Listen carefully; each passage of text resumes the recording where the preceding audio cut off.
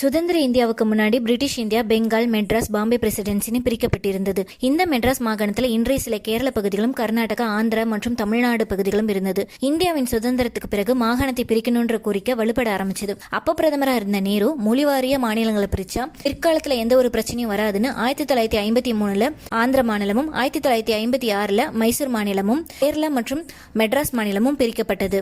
அப்பவும் மெட்ராஸ் நகரம் எங்களுக்கு தான் ஆந்திர மாநிலம் போராட்டத்தில் வேடிக்க அக்கோரிக்கை ஏற்க மறுத்தார் நேரு. தன்னுடைய 78 வயசுல விருதுநகரை சேர்ந்த சங்கரலிங்கனார் மெட்ராஸ் மாநிலத்துக்கு தமிழ்நாடு என்ற பெயர் வைக்க உண்ணாவிரதம் இருக்கிறாரு.